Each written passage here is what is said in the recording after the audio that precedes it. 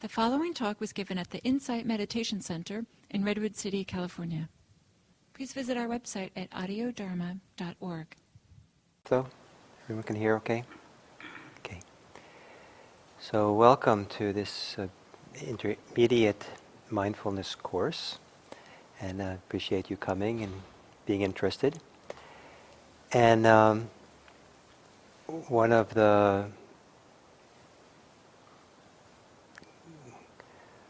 points of an intermediate course is to take the basic instruction that we do here and move and build on that so that the mindfulness can become more a place of refuge for you, a support for you, more place for insight for you, so that it becomes something more alive and engaging for you. And the idea is that it builds on the intro class that I teach, or maybe some of you have had it elsewhere. Maybe you've been on a retreat where the teachings are given.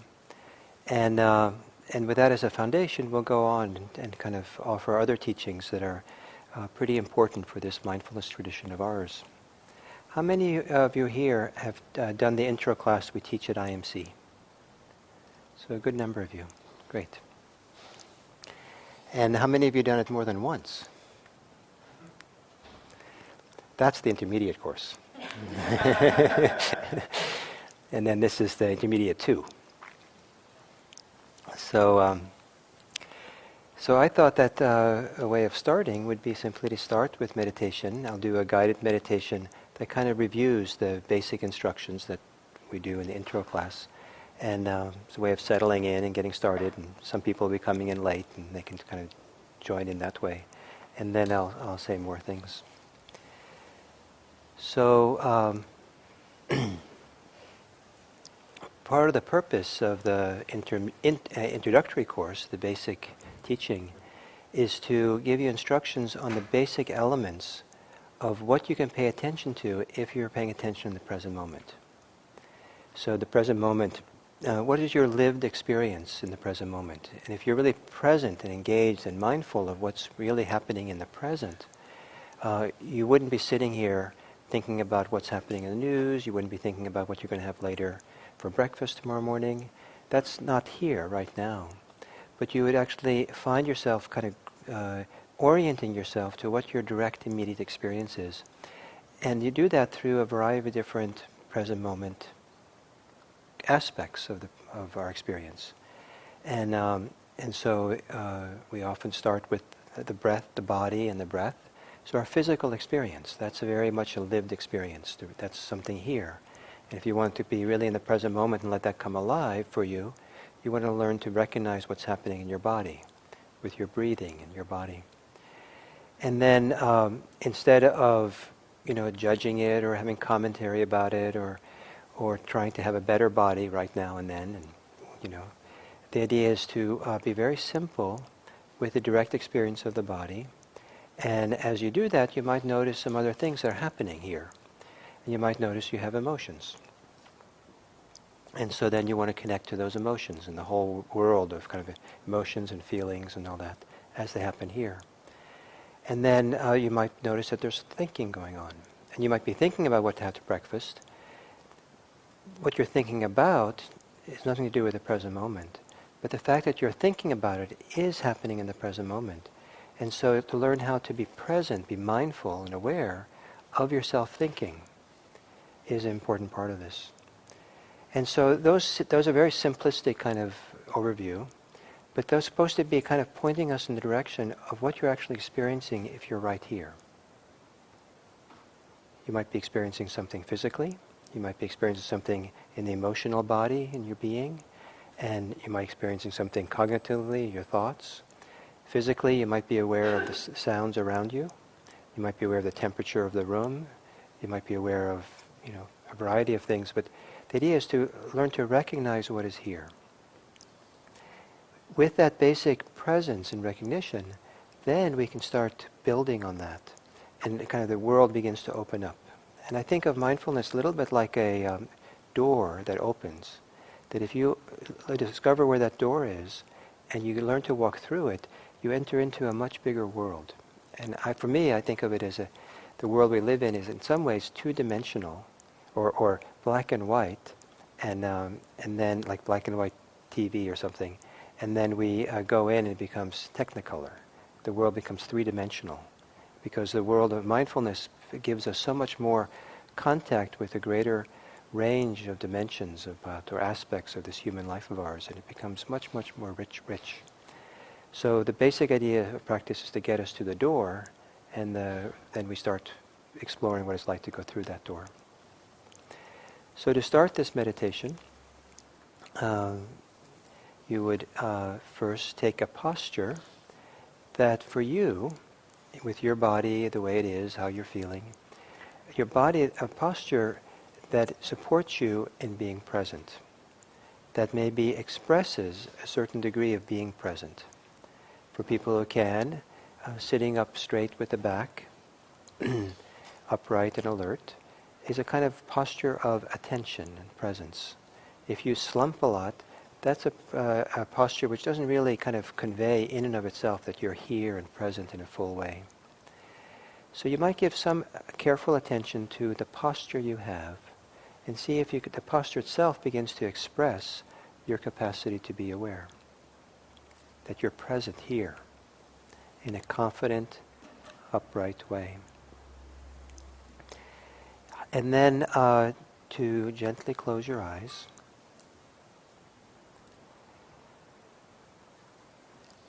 And take a few moments to feel your body.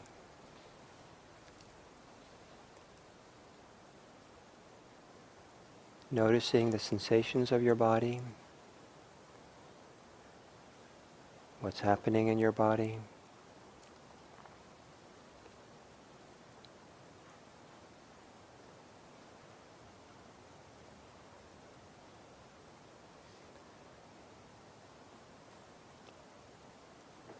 And then reminding yourself that if you're aware of your body, you're aware of what's happening in the present moment. And it's enough just to be aware of it. There's no need to have judgments about it or ideas that it should be different. But to use the physical experiences of sitting here as a grounding, as a connecting to your present moment experience. And you might feel the contact of your body against the chair, cushion, the floor. The physical sensations of that. If you're sitting in a chair, you might feel the physical sensations of the backrest against your back.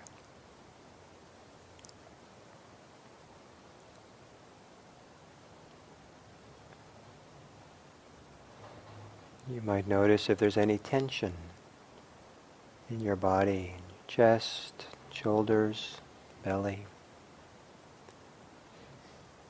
Just to notice what is going on and seeing if possible for these brief moments to just know it. As if it's, for these moments, it's okay to be this way. And you're kind of taking an inventory of how the body is feeling at this time.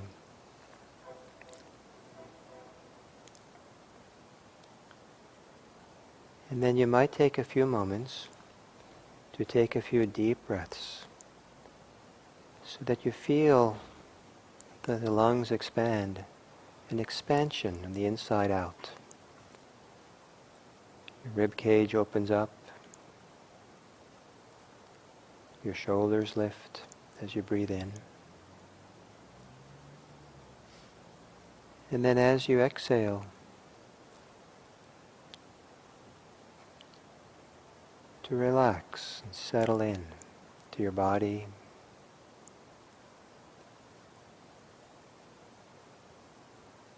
As you exhale, letting go into this body of yours, into your seat.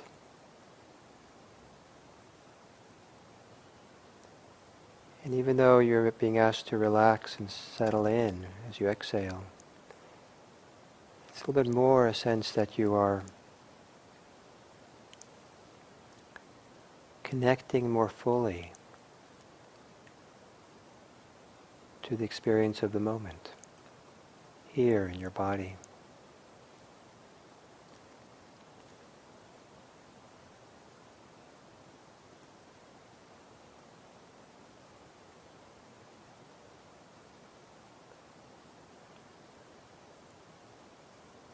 And then letting your breathing return to normal.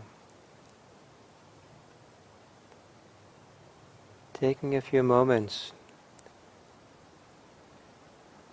to feel the physical sensations of your body as the body's breathing.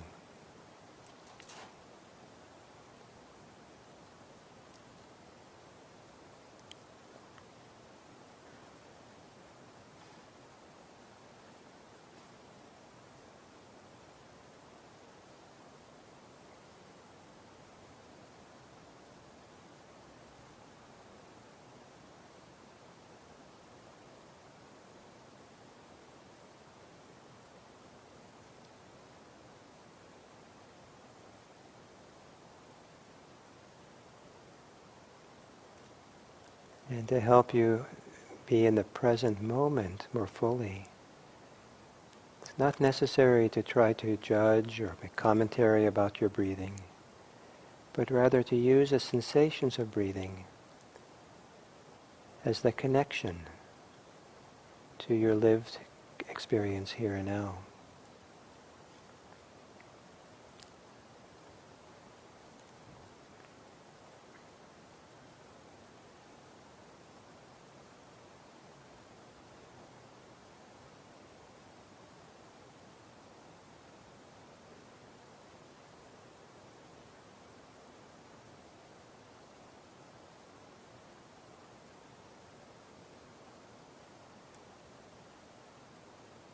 And as a way of being more present,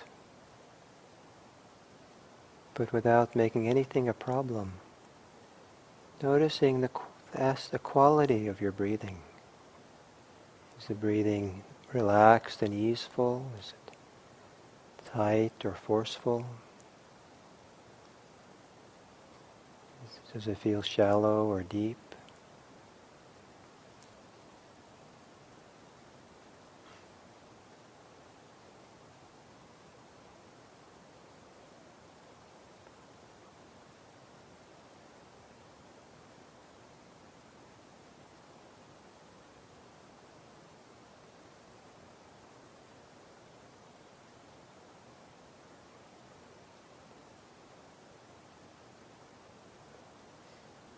Is it easier for you to be aware of the inhalation or the exhalation?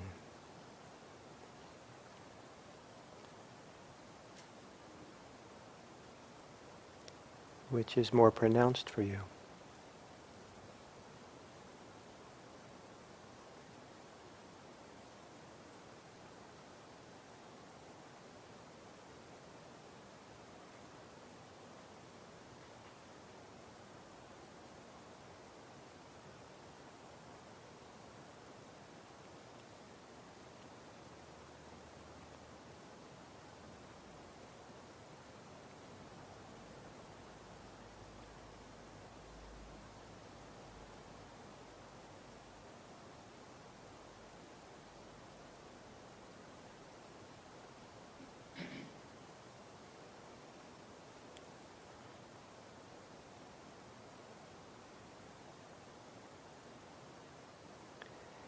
And as you're sitting here, how are you feeling? What's your mood or emotional state?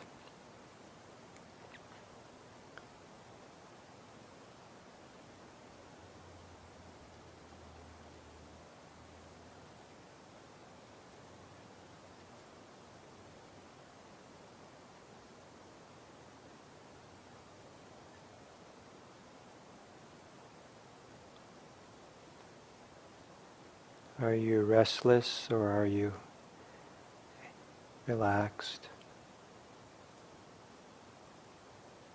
Are you excited or bored? Are you more on the happy side or more on the sad side?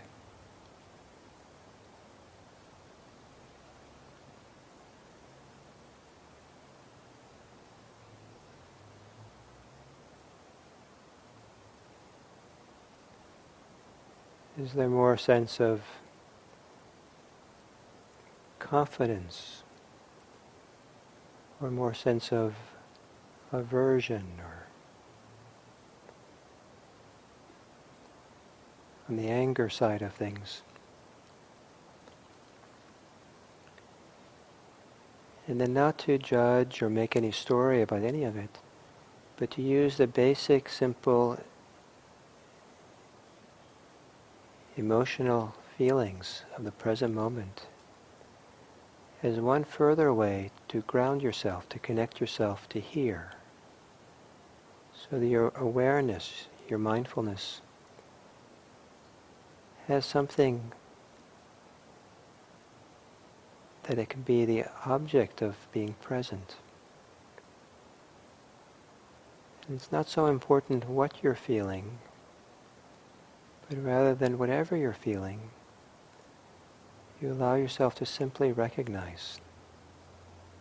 So the awareness is here, present.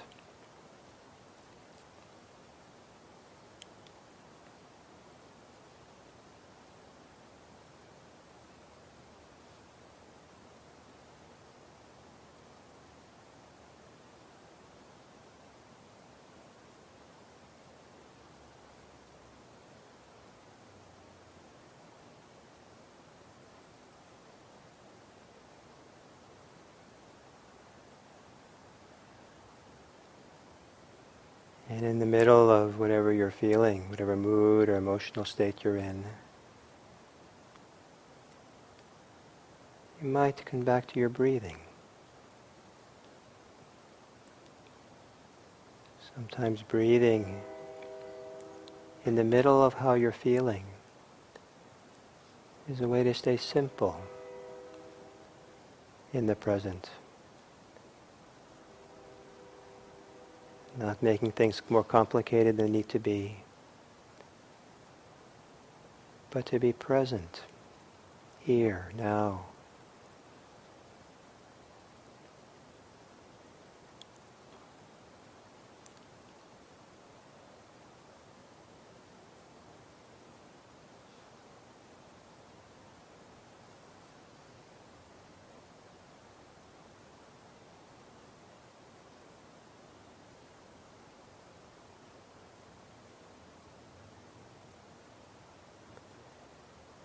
And then as you're sitting here, you might also become aware of your thinking, or what's going on in your mind. But not to judge it or get involved in it, but just another reason, another way of awareness being in the present with something. And now it's in the present with the mind thinking.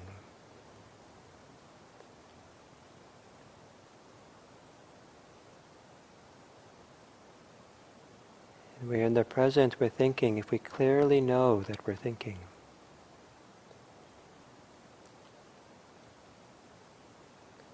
Or we clearly know that we're wanting something. Or we want to not have something.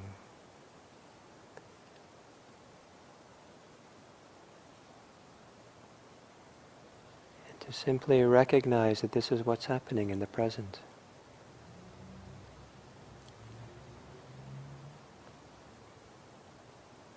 Not to be pulled into thinking, not to be pulled into wanting. But again, to use thinking and the recognition of it to help you be here for what's going on for you.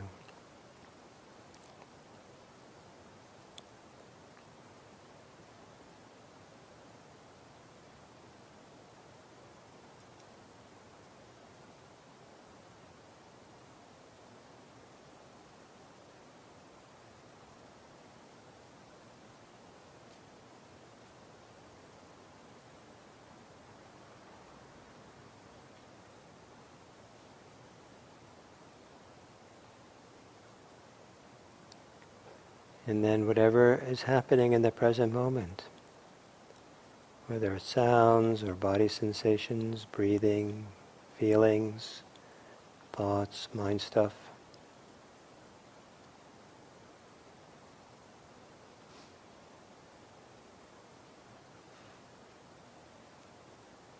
Let whatever is happening be the means, the support for awareness to be in the present moment.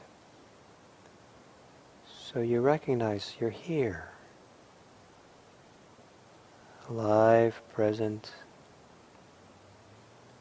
with your experience as it's happening.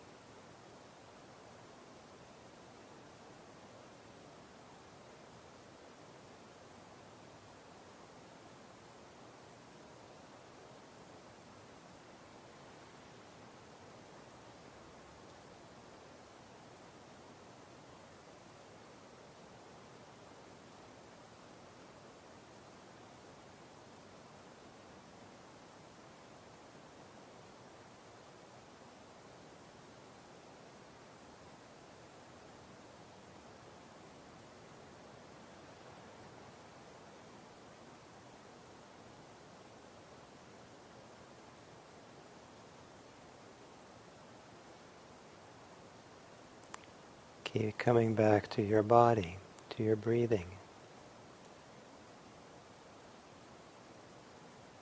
Keep letting the present moment experiences support you and guide you, help you to stay aware here and now.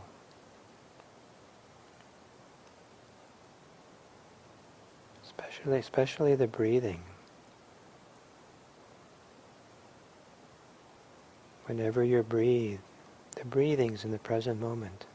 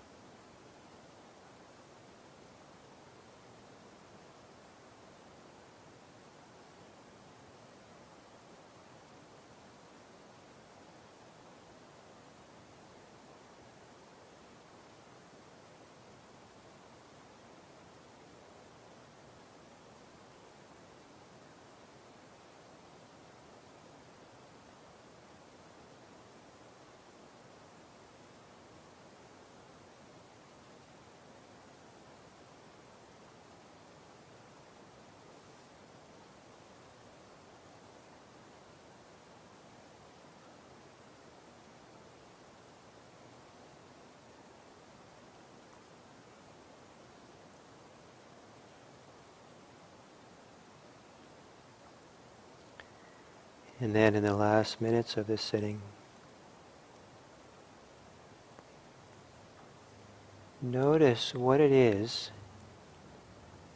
that tends to take your mind away from the present moment.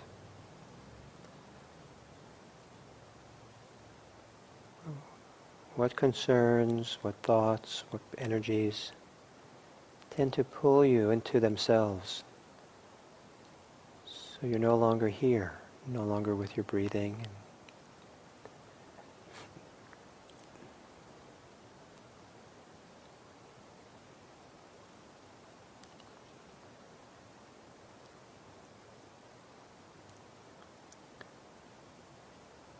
And rather than fighting or judging or making stories about these distractions,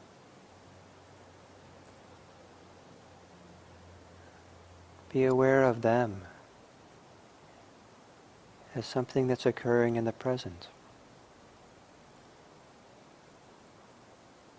One more present moment occurrence that can be the place that supports the mind to be present, the mind to be aware.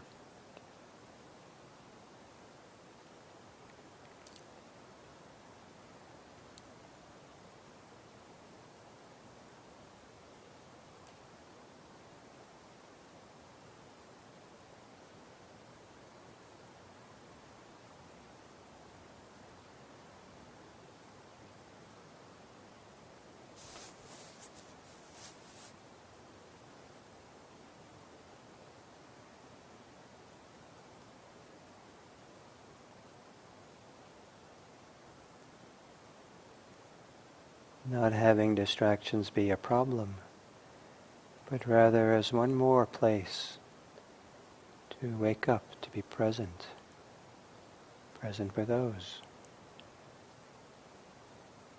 Perhaps feeling what it's like in the body when you're having these distractions, or in the mind,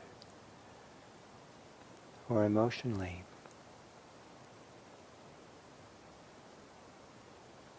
Not as a complicated investigation, but as a support to be present.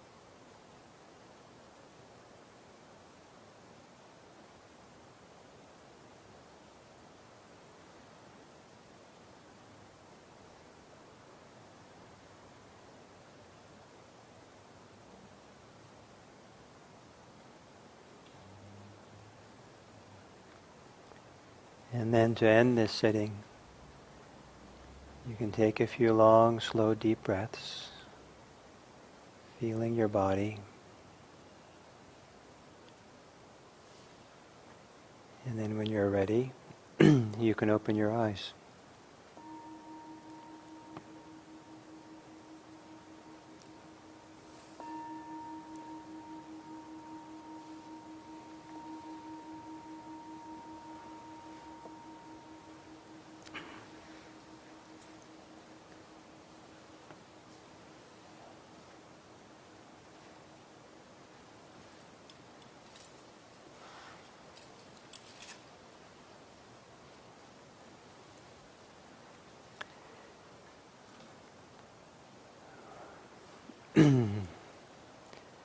When I was in India, I met a famous Indian Vipassana teacher named Munindra.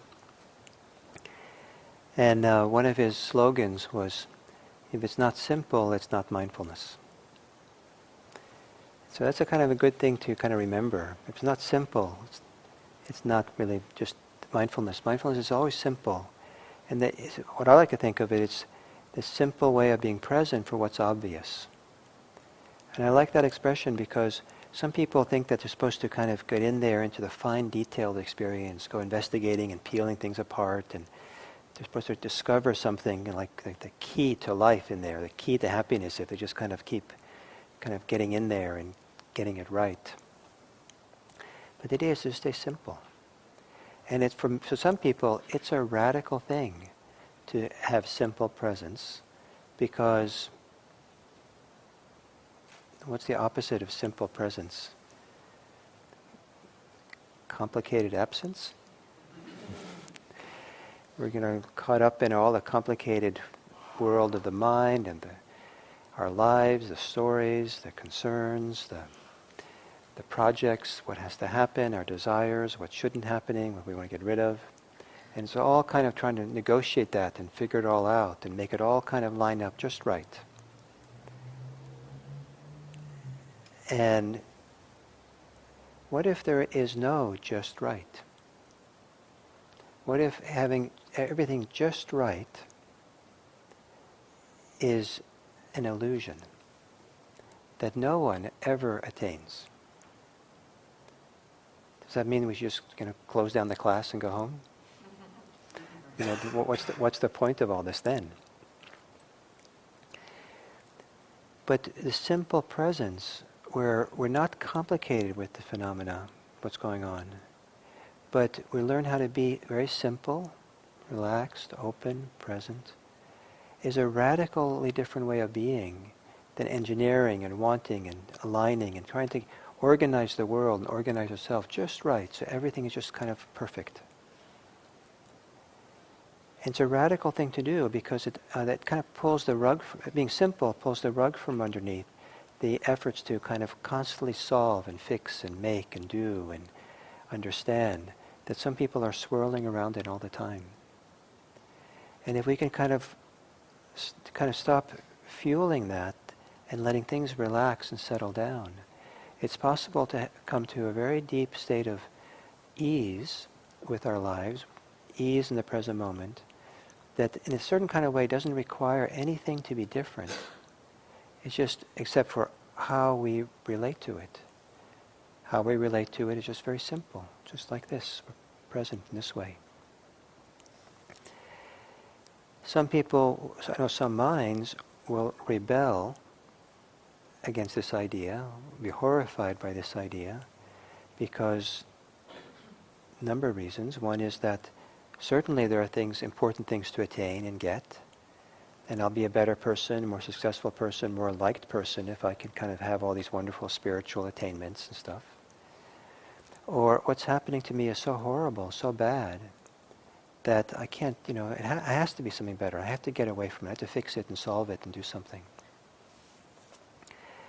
But to just be mindful of it, it can be powerful medicine. Being mindful of it is a doorway to being at ease with whatever is. And this is one of the biggest gifts that we can give ourselves. So to have the mindfulness itself be simple is an antidote to how we try to make the mind once it makes things much more complicated. It doesn't mean that we have to accept things, but it means that we can be relaxed and at ease more to figure out what to do in our lives and to fix the issues of our lives. But to have a mind that's at ease, settled, gives us a very different approach than if the mind is swirling or agitated or reactive or caught up in things. So if it's not simple, it's not mindfulness. As we learn the very basic ideas of being present for our experience, present with our breathing, present with our body, our emotions, our thoughts, with our direct experience, one of the things that is very helpful to appreciate or to kind of incorporate into your practice is that you actually don't want to be good at it. Isn't that a radical idea? You actually don't want to try to be good at this practice too quickly. You want to take your time in order to discover what's happening here with you. What's going on for you in the present moment? Who are you? And if you're someone who can't stay in the present moment more than half a second, that's what you get to know. What you do, if you find out that you sit down to meditate and you find out you have all these concerns, and those concerns make it difficult for being in the present moment. You can't do the practice well, not good. It's possible what's more important is not that you're doing the practice well, conventionally, not just stay with your breath, stay in the present moment. What's important is that you learn to recognize that you have a lot of concerns. And it's not a few people who sit down to meditate sometimes, and only then do they discover what's really going on. They've been so busy in the course of the day, they don't really know how they're feeling, they don't really know what's going on emotionally, they don't really know maybe what their concerns and thoughts are. And that happens to me still to this day, and that's part of what I do when I first sit down to meditate. I don't try to be a good meditator when I first sit down, because that just kind of, that's not connecting to myself, finding out what's happening here. And I find it very fascinating to sit down to meditate, to take the first minutes just to be simple, relaxed, try in a sincere way, but modest way, to be present, to make space to see what's really happening for me, what's really going on for me. And sometimes I'll discover, pretty often, if I've had a busy day, I'll find that I have tensions in my body, my shoulders and my chest, that I didn't know I had until I sat down to be quiet. And one response to seeing that is to berate myself. Gil, you're a meditation teacher. You shouldn't have any tension. Everyone expects you to be relaxed all the time. And this is an embarrassment. It's certainly shouldn't tell anyone. And so I can get involved in stories like that, or I can just see it. Oh, this is good. I'm seeing what's happening. This is true. This is what's going on for me. And now that it's here, now let's make space for it. Let's be present for that for a while. Breathe with it, feel it. I'll sit down and I'll notice that my mind is really concerned about something. That I was going through my life. I was busy, and I sit down to meditate, and suddenly it bubbles up the idea. Oh, you said you would send an email to someone 2 days ago. Oh, I forgot about it. Rather than saying, oh no, I'm distracted, I'm caught up in thoughts and memories and what I should do, maybe that was kind of poised to come up in my mind. There was something kind of unresolved. Oh, look at that, there's unresolved things going on. Our emotions come up, resentments come up, joys come up. Thoughts of all kinds of things might come up. It might seem completely unrelated to anything whatsoever. I might be sitting here quietly wondering how many ants walk around the property of IMC. What a ridiculous thought. But I don't know why I'm doing that. It just comes up. Maybe it has some deep symbolic meaning, or maybe it, who knows what it is. So what I'm trying to convey to you is that part of what we do when we first sit down is to catch up to ourselves, to find out what's going on. But to do so as much as we can without seeing it as a problem, without thinking that we're kind of not doing the meditation because we set ourselves up. Now we're supposed to meditate and be present. And you can't be present. But the forces that keep you from being present are probably forces that need your attention, that you need to recognize. But can you recognize them without being pulled into their orbit, without then thinking more about them, getting lost even again in them? So when I first sit down to meditate, I don't try to be a good meditator. And I'd recommend that you don't try to do it. Isn't that great? Yes. Save yourself from that. And it's possible to be a good meditator, but it's take your time to ease into it, to come into it. Don't bypass your life. It's possible, I think. It's possible if someone does guided meditation. That's probably maybe happened to a few of you here today. That when there's guided meditation, you're much more present. And some people almost are dependent on listening to guided meditations to all their meditation practice. So, because it's more engaging, the guidance distracts you from yourself. And so you get more focused, you're here, and it's more helpful. Some people can use, now they have these technology pieces you put on your head, and it measures your EKG or different things, and you, and it's supposed to give you a feedback system and help you get focused. I think probably it's going to be the way of the future for some people. But even if they worked really well, meaning you got to super focused, super still, full of ecstasy and joy and rapture, and like, wow, this meditation is so good, and it's like plugged in, and I'm really here. Wow, it's just another drug. Why should I go take a class? Why should I, this old-fashioned way of meditating, just to sit alone with your own mind? I mean, that's like ancient technology. We want to be efficient. We have a lot to do, so let's get this, let's get on with it. And if we can meditate, if we can do the meditation, be finished in 10 minutes. We nail it in 10 minutes. Then we can go on and do other things. For spiritual practice, spiritual life, we don't want to bypass. We want to stop long enough to really let our life catch up to us, to see what's going on, to be with what's here for us. And if you try to be a good meditator, you might be bypassing that process. So don't worry if you're a bad meditator. So part of the intermediate course, the first lesson I'd like to give you, is that we try to do the practice with some sincerity. You try to do it sincerely, but don't try to do it well. Can you negotiate that? You try to give yourself over it and do it, but don't worry about how well you do.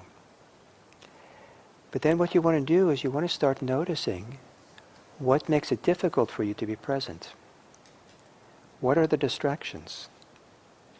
What are the forces that you get caught up in, your preoccupations?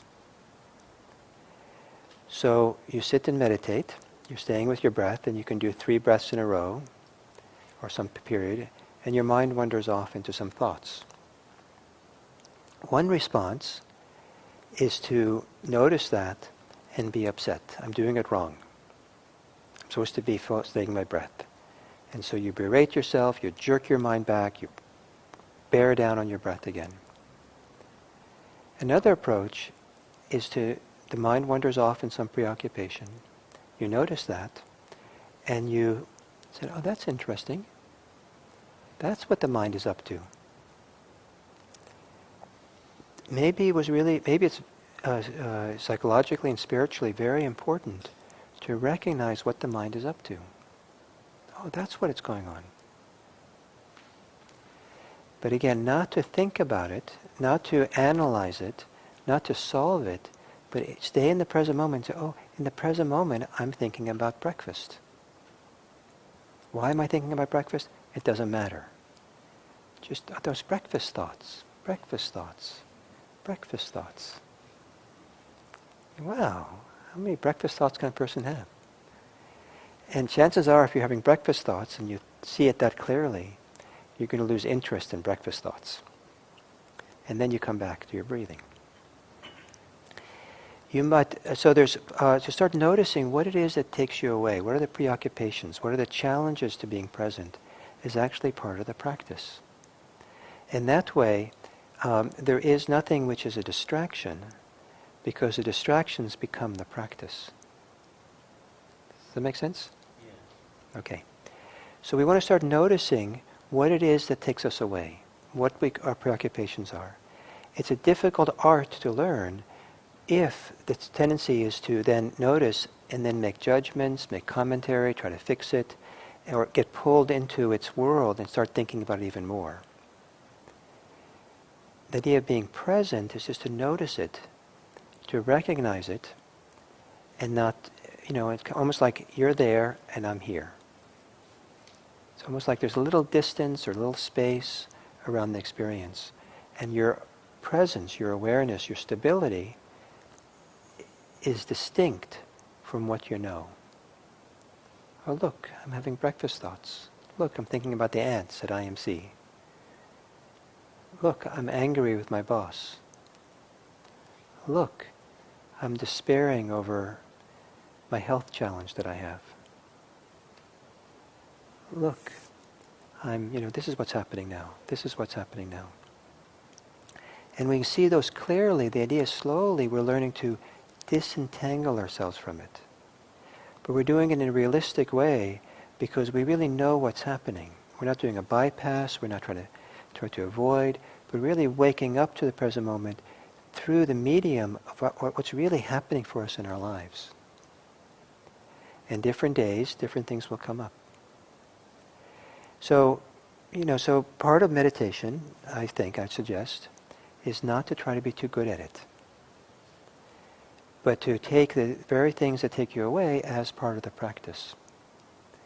And then come back to your breathing, come back to the simplicity of it, and then slowly over time, you'll settle down, you'll ease into it, and it'll be easier and easier to stay with the breath, easier and easier to stay in the present moment and not get distracted. But you're not forcing yourself into that. It's more like you're easing or settling into it. So then part of the practice then is to start recognizing the distractions.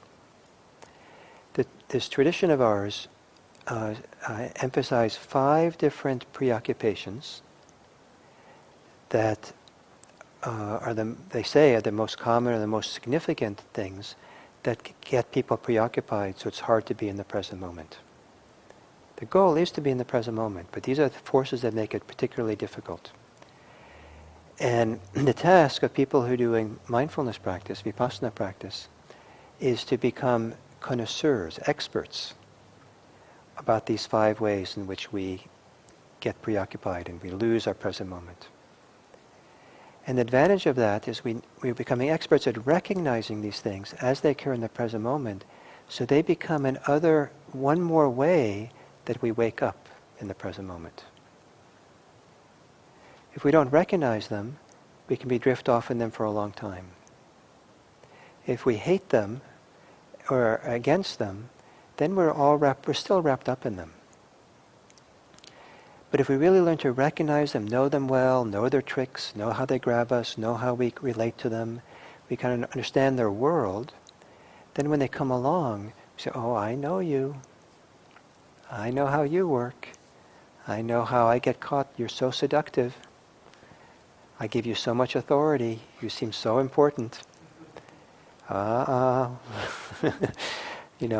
my friend, but I don't have to go with you. So we need the idea is to learn about, so there's 5 things. So you might have other preoccupations, you might have your own specialties. But the Buddhist tradition suggests that these are the five that you should kind of really give some emphasis on recognizing. So the first is desire. And there's sensual desire, there's desires of the senses, there's wanting things, acquiring things, acquiring meditation states. This whole acquisition of the mind, desires of the mind, is very compelling. From a Buddhist analysis or the Buddhist teachings, the human realm is called the desire realm. There's a recognition that desires are like huge parts of the lives of human beings. From a Buddhist point of view, we're not human beings, we're human desirelings because of how big a role it plays in life. And some people are particularly pulled into the world of their desires, what they want. They're attracted to it for many reasons. And so to notice how these desires work, notice that Yes, I keep going into wanting something, wanting something, wanting something. The second is aversion or ill will. The kind of aversion where we have a little bit of hostility or anger towards what's happening. And some people specialize in aversion. And some people say that they'll introduce themselves sometimes, I mean not at a party, but to me at least, in my role as a spiritual teacher, they'll say, I have a aversive personality. And usually I say, I've noticed. I mean, I don't say it, but in my mind I say, oh yeah, I noticed. That's how some people operate. And so the distractions, the preoccupations are, I don't want this, I want to get rid of this, I want to push this away, I'm angry at this, I'm blaming something, and there's a strong tendency to that whole move into there. That's what's attractive to the mind.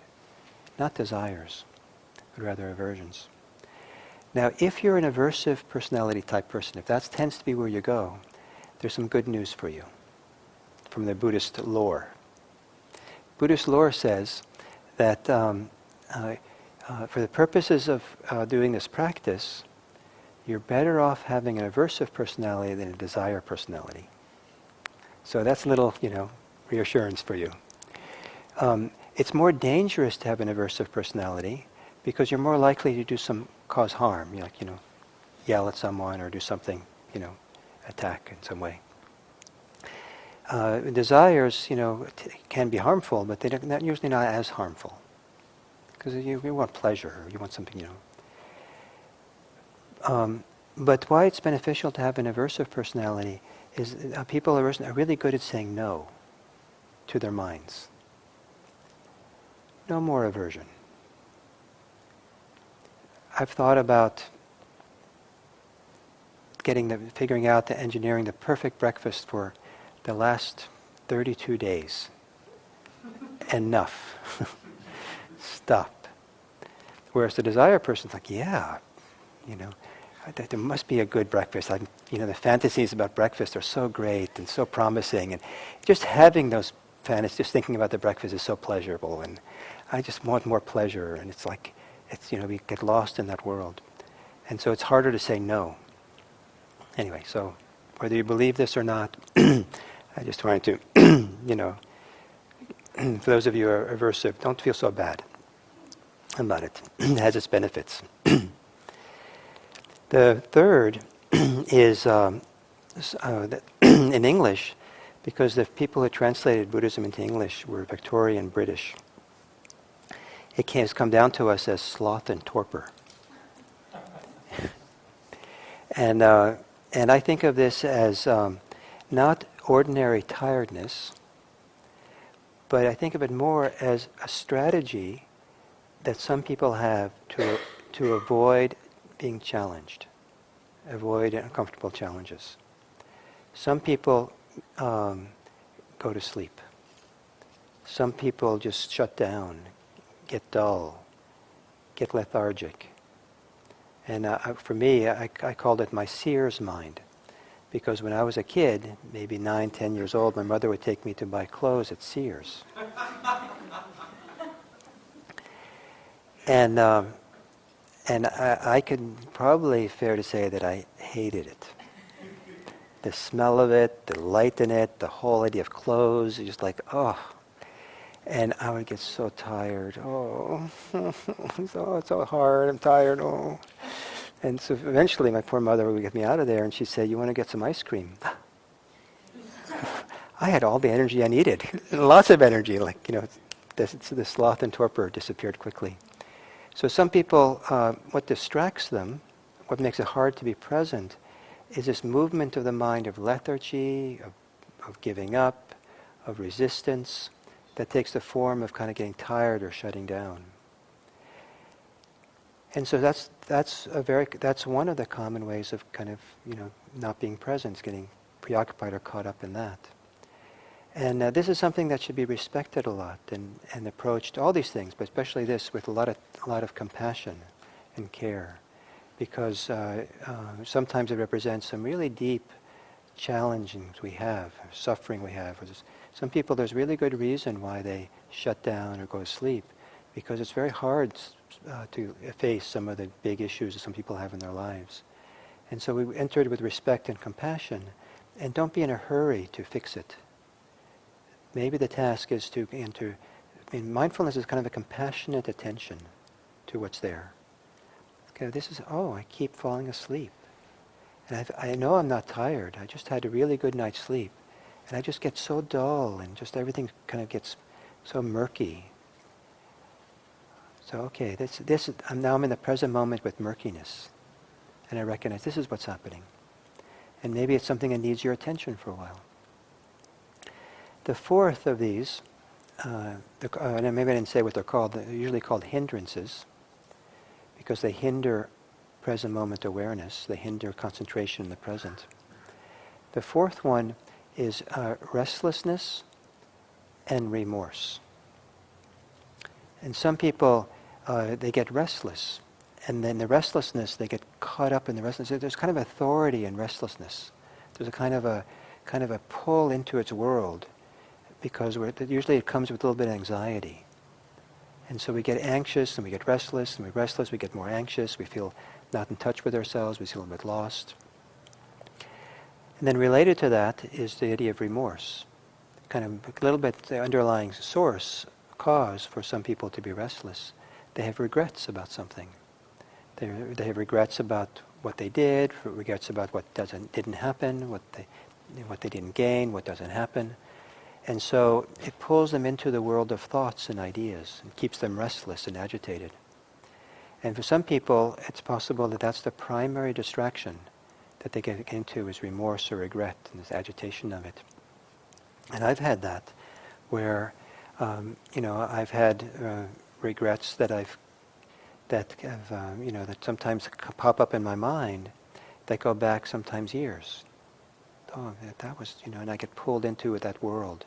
And sometimes it's related to my identity issues, how I think about myself, my self-esteem. And so it can be very compelling to go in there and try to fix it and work in it. And I get lost in it. I lose my mindfulness. The fifth thing that we talk about in Buddhism, the fifth hindrance, is doubt. And it's said that doubt is the most powerful of these five hindrances, or the most dangerous for people who are doing this practice. Because doubt you can have doubt about the practice itself, and therefore give it up. You can have doubt about your ability to do the practice, and therefore give it up. You can have doubt that whether this is the right day for the practice, and give it up. You can have doubt whether, all kinds of things. And so doubt is the uncertainty. Doubt is vacillation, wavering, indecisiveness of what's going on. Should I be with my breath? Should I be with my body? Should I be with my mindfulness of my thoughts? Gil said to be aware of the distractions I had. But, what should I pay attention to? And I'm unsure. I don't really know what the right thing is to pay attention to. And I'm not quite sure. And maybe I'll try this. But no, it doesn't seem quite right. And I don't know what to do here. And, well, it turns out that one of the instructions is to notice how you're filled with this doubt, uncertainty. And that's what you ground yourself in the present moment with. Oh, look at that. That's doubt. And there's something about stepping back and taking a look at it. That's doubt. Where there's a moment of maybe freedom or ease or separation from being caught in it. That happens at that moment. So we stop and look. We stop and recognize what's going on. And one of the things that happens over time is you start recognizing the common patterns we have. So recognizing that for a lot of it is desire thoughts. A lot of it is aversion thoughts.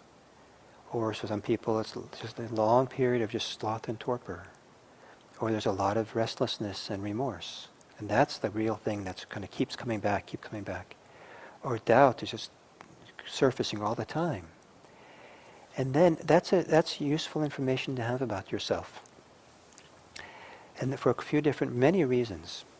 One is that if that's what's taking you away from the present moment, you can turn towards it and be present with that.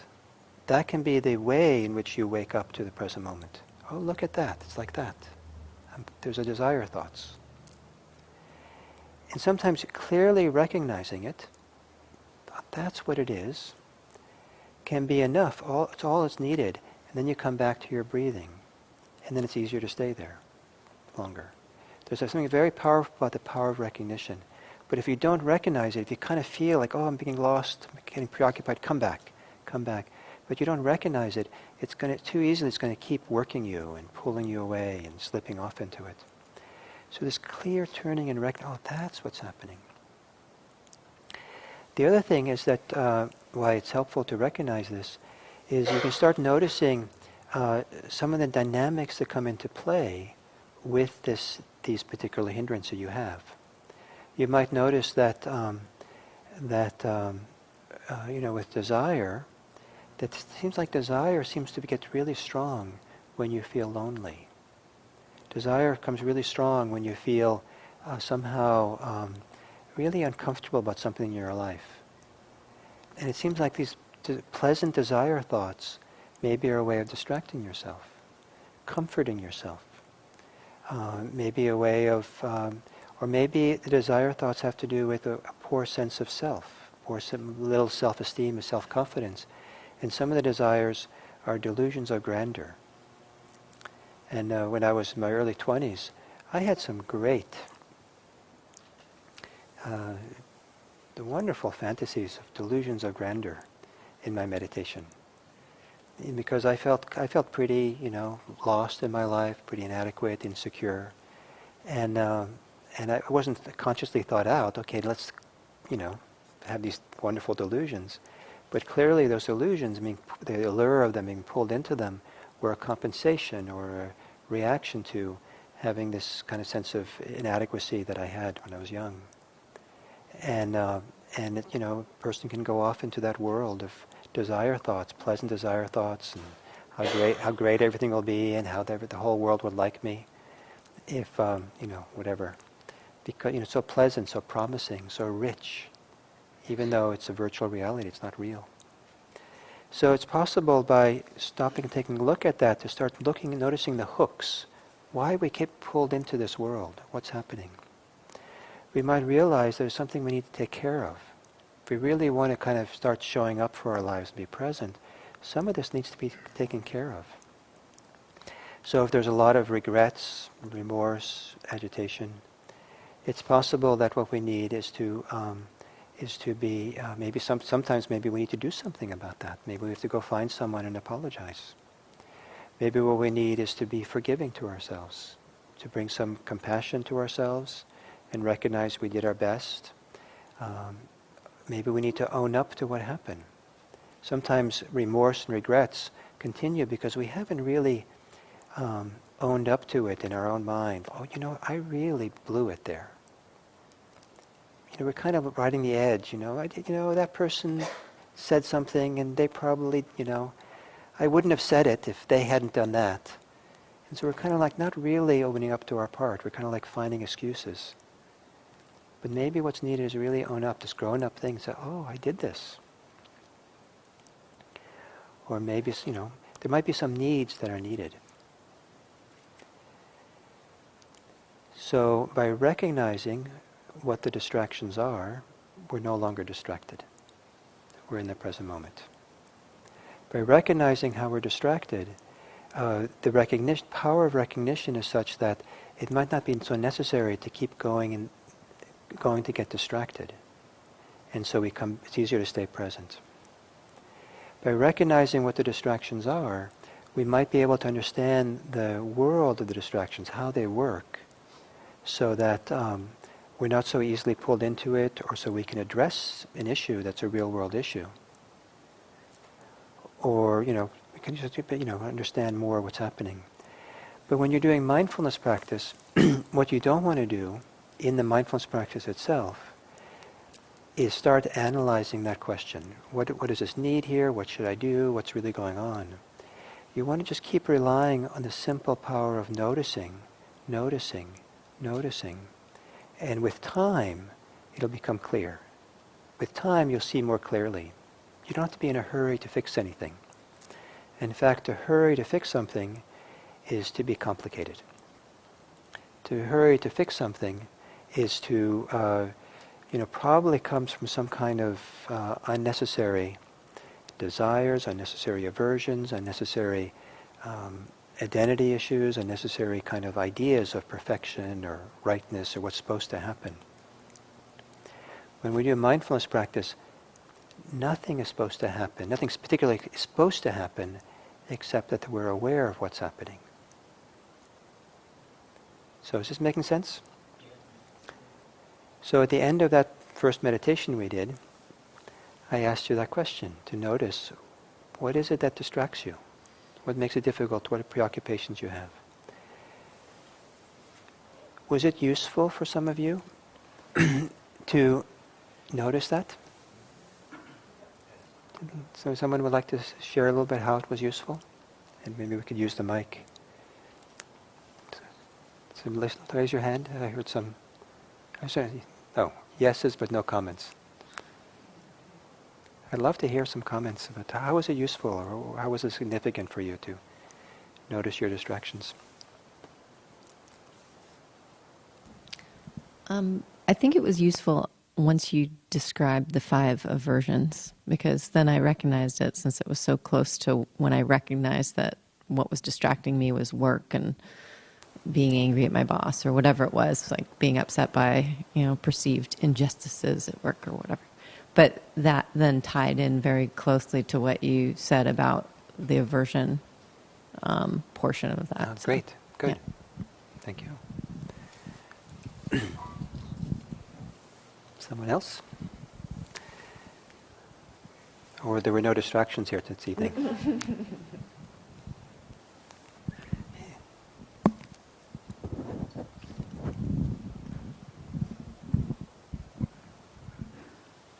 One thing that Okay, cool. One thing that I really appreciated was the instruction not to try to be too good of a meditator too quickly. So I think I have a tendency to do that, and when I do that, I'm missing kind of like the broad spectrum of like how, or like the broad focus of how I'm approaching the meditation. I try to dive in too deeply to like, I'm going to get concentrated really fast, and then I don't notice kind of all the intentions behind that are fueling it. Great. Yeah, I think noticing the full picture of what's happening allows us to settle like this.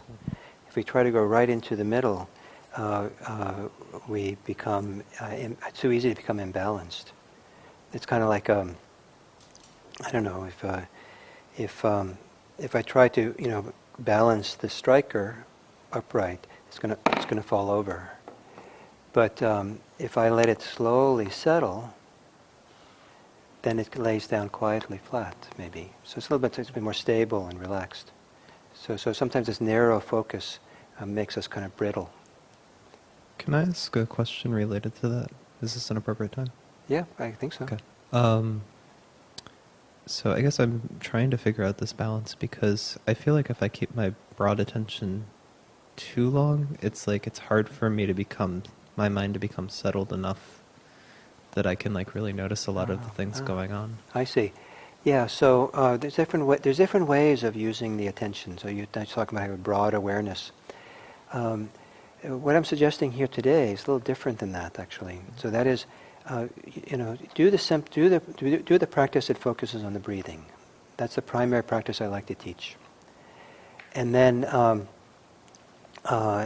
if there's, and then when you get distracted by something, that's when you open up to notice what that is. And then after you've noticed it and recognized it, then either come back to your breathing, or if it feels appropriate to stay there because it's compelling, practice present moment awareness with what's happening with that distraction. Okay. Does that make sense? Yeah, I think so. Yeah, so that way you get a little bit of both worlds. So when you can stay focused, you will, but you're ready any moment to leave that focus for this other thing. Does that make sense? Yeah. I think so. Yeah.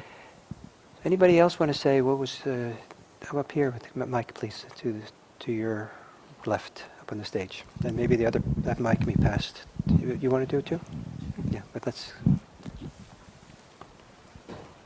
So when I started meditating, it would be very difficult for me to observe my breath and just stay still. So right now I'm at a situation where in the morning it's very effortless for me. It feels like a feather on glass. I could just watch my breath. But in the evening, I could clearly feel my tension after going into work and coming back. And I am at a stage where I can observe when my mind starts wandering, I can observe my mind wandering, but I have to force myself to breathe. I'm still mindful of what I'm doing, but still it's not as easy. So and it's even if I stay for an hour, it's the same. So are there any ways to settle down so that I can just observe my breath? So what's keeping you you're caught up in your thoughts? No, I just am tense, and so when you start observing the breath, you start controlling it. Yeah. And it's not effortless. And apparently in my meditation, this is the first hurdle. People are not able to just sit back and observe the breath. Yeah. So maybe in the coming back from work is not the time to do breath meditation, but maybe open up and do body meditation, and just be aware of physical sensations in your body, almost as if the awareness is a gently hold your body, holds the physical tension you have.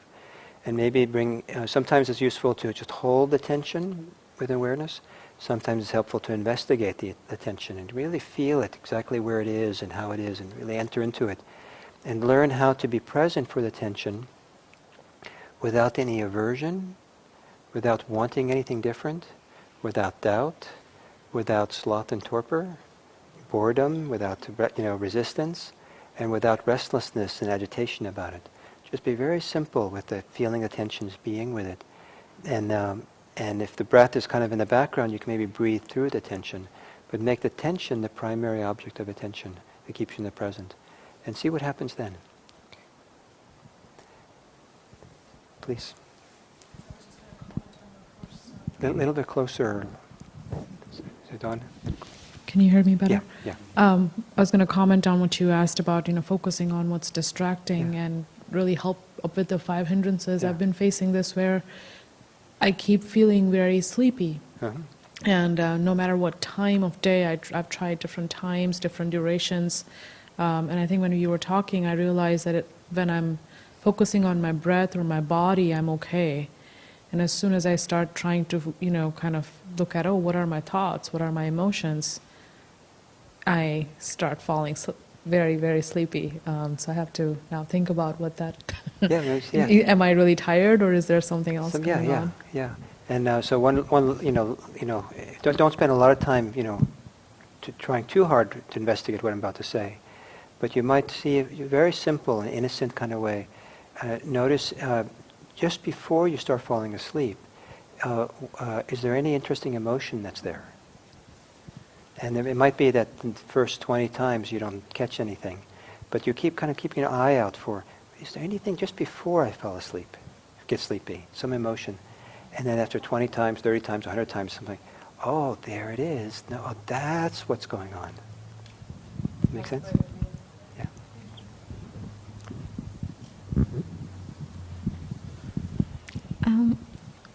In the guided meditation, so I was noticing, focusing on the breath, focusing on the body, focusing on the emotions. When I was doing that, I really liked how you were saying it connects you with the present moment. And I could really feel that. When you got to thought, I felt that the thoughts were disconnecting me from the present moment.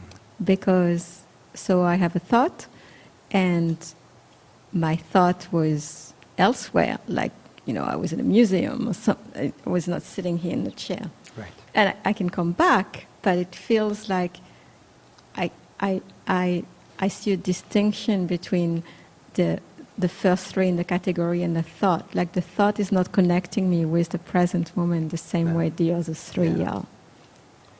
Right. So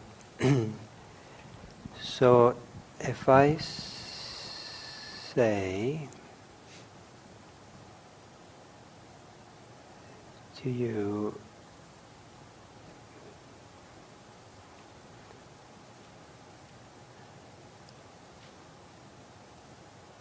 I can't think of a good little analogy. So the thing is that with the thinking, it's a little art to know how to be present for mindful of thoughts without being in the world of thoughts. So it's kind of like you're listening to someone who speaks a foreign language you don't know. And you know that they're talking, but you don't get pulled into the conversation. Yeah, I guess what I'm asking is I'm not pulled into the conversation. I can see that I'm thinking, and I can see that I'm thinking, and my thought is in a different place than here. What I'm thinking, the content of what I'm thinking about is in a different place than I'm here. But the thinking is in the present. But it's not as visceral as feeling an emotion that is here and I'm present. Yes. So I can see it, but it's an abstract level. I don't feel that is connecting me with the present moment. I have to make an abstract layer of my thinking is a present moment, as opposed to I'm feeling the emotions in the present moment. I'm feeling my body in the present moment. So that's how it is for you, and you described it beautifully. That's your experience. That's the important thing, that you recognize how it is for you. Given that's how it is for you, what next? And one possibility is that it's useful to notice that you're distracted by thoughts when they happen, but very briefly, just recognize it, and then come back and ground yourself in what's richer or more direct, or feels more helpful to be present with. But don't be not mindful of a thought, but just be mindful of just enough to recognize, oh, that's what's happening, and then come back. Yeah, that's what I'm doing. But I guess what you're telling me is that for me, maybe it's different from other people, that a thought is not making me connect with the present moment as much as the other three. For now, it sounds like that's what's happening for you. Just for me. It's not a general thing. Easily imagine it happens to other people. But whether it happens to other people or not, doesn't really matter that much. It doesn't really matter. What matters the most is this is what's happening to you.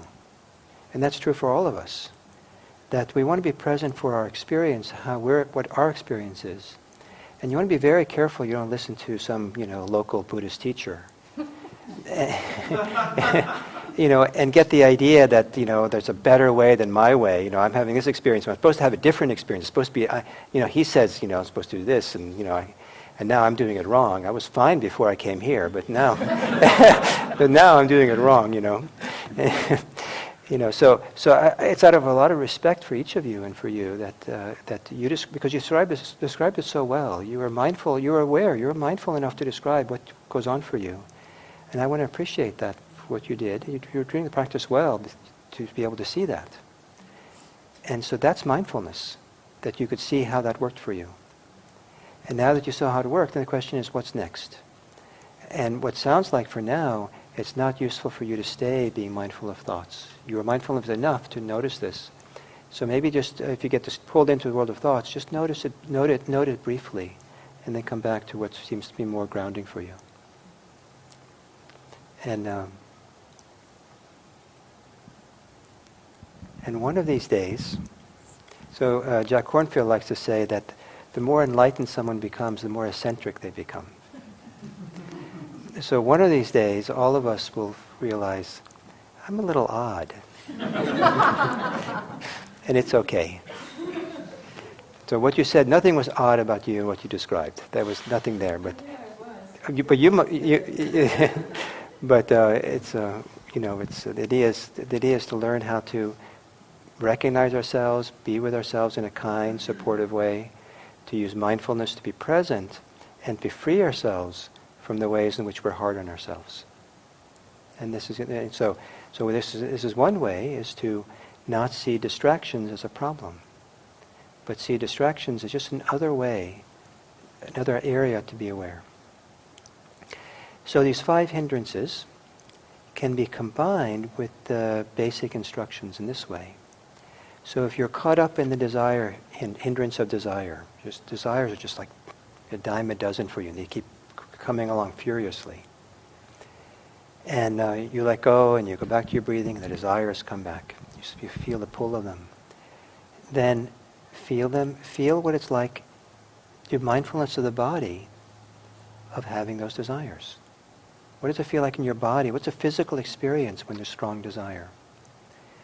What happens to your breathing? What's your breathing like when there's strong desire? What's going on emotionally when there's strong desires? Not that you're analyzing or kind of guessing or going back into the past to remember, but here and now, when there's strong desire, here and now, what emotions accompany it? And then do mindfulness of emotions around it. Here and now, what are the thoughts that come along with desire? And then if it's appropriate, do mindfulness of thinking. Thinking, whatever. So, if the distractions are really strong, then do the basic mindfulness practice in the midst of having those desires, or midst of having that aversion. Not to get pulled into it, not to believe it, not to get hooked in it, but the opposite, to get unhooked, to kind of step back in a sense and see it so clearly that you're not involved in it. Most times, when people are involved in the hindrances, their mind is not thinking about the present moment. They're thinking about the past, the future, about fantasy, about what's out there. And so this is a way of kind of bringing the mind back to the present, to notice what's happening in the body when I have a lot of desire, a lot of aversion, when I have a lot of sloth and torpor, when I have a lot of doubt. What's happening with my breathing? How has it shifted and changed? What's happening in my emotional life? What are the emotions that are in play here and now? What are the thoughts? What's going on mentally for me? What's happening with the mind? So it's a way of kind of grounding ourselves in the present moment with the very thing that we thought was a distraction. And so we say in our tradition that there are actually no distractions. And if you can really, it takes a while to learn this, but if you get the hang of it after a while, you understand that not only is there no problems when you do this meditation, that the very things that we would think are problematic are actually doors to a deeper connection to ourselves. So you don't have to bat things away, or you don't have to feel bad about yourself that you have whatever's going on. It's actually a door. But there's a door that we can walk through if we also learn the basic mindfulness of just being present, non-reactively, non-judgmentally, not getting involved in thoughts, not having, here you're focusing on your hindrance, you're distracted, you focus on your distraction, and then you get distracted by, again, because now you're really upset with yourself because you have that distraction. It can get, spin out that way, right? So, I hope this is good. I was not planning to talk so much. It's an occupational hazard. Because I wanted us to do another meditation. But let's do a 5-minute meditation while I ask someone to go upstairs and get the handout that I left upstairs. Could you mind? Thank you. And so I have a handout to give you before you leave. So, just 5 minutes of sitting.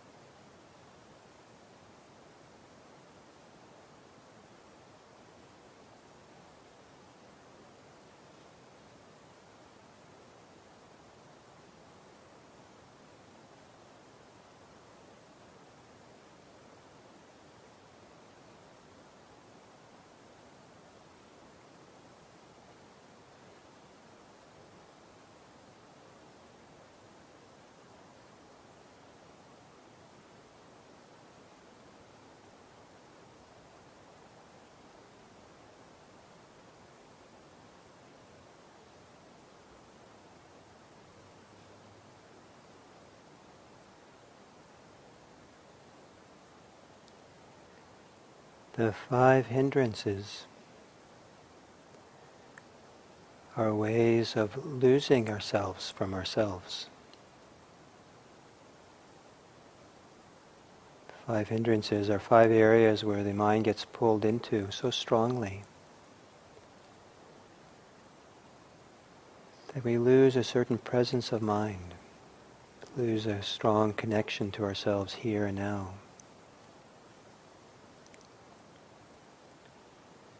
To wake up, to be present for what's actually happening, is a deeply respectful way of not losing ourselves. To not lose ourselves is to begin a process of respect for what's here. Deep respect. The kind of respect that involves taking a deeper look, a second look, at what's really happening here, now, for us in the present.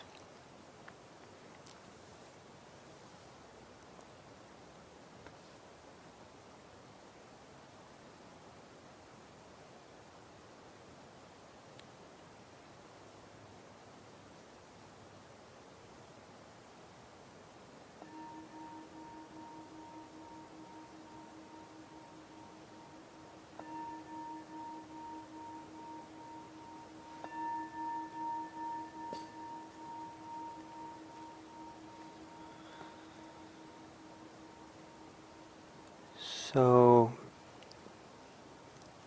there's this handout, and if I could have a copy, is there? Can someone bring me one? And it's a the just like with the introductory course that I teach. Thank you, Kate. The introductory course, you're welcome to do what you do, but it works better, I think, if you meditate during the week, every day in between, because then you have more material, the foundation for understanding the teachings the next week. So there's this handout that has a checklist. So if you meditate every day, then you want to know something about some aspects of what happened to you during your meditation. At the end of the meditation, to have a little bit of reflection, a little bit of review. What was that like? And to do something that's very un-Buddhist, maybe, and that is to rate on a scale of 1 to 10. So it's not really evaluating or judging in some negative way, but to the degree to which these things are either present or absent for you. Was this strong? So like the first one is calmness. Wow, give it a 10. I was like in the zone today. Or calmness, what's that? 0, Or maybe it was like, I was restless at the beginning, and then, it got pretty calm at the end, so I'll give it a 5. And it's interesting to see what's interesting to see the patterns. Because many times we don't remember, we don't think about it. And we don't think it's important. But then we start seeing, there's a pattern. I had no idea that I thought I was calm, but I actually have no motivation, which is one of the things here. So anyway, it's self-explanatory, I think, the whole thing.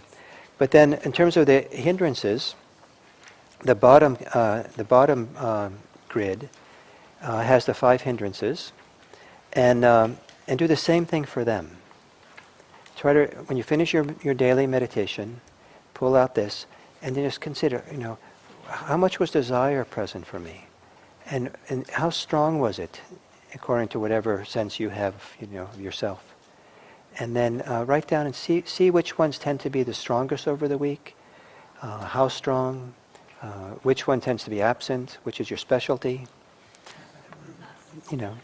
And there's no, everyone has a specialty. So if you end up finding that you have one that's your specialty, don't take it personally. It's just part of human nature. It's part of what comes with being human. And we are, different years, it's different specialty. My specialty tends to be desire. So they're so easy for me. So that's kind of like my thing, right? But other people have other things. So it's just notice if there's one that stands out more prominently. No need to feel bad about it. And see if this greater focus, this greater heightened attention by having this little, homework is support for you and reveals things normally you wouldn't have noticed about your practice. So thank you. And I'll be here if you have any questions. There's a few people here. You could welcome to. Some people have been around for a while. You can ask them if you want. If you feel like maybe they're better off asking them than asking me, or you asked me already and you weren't happy with my answer.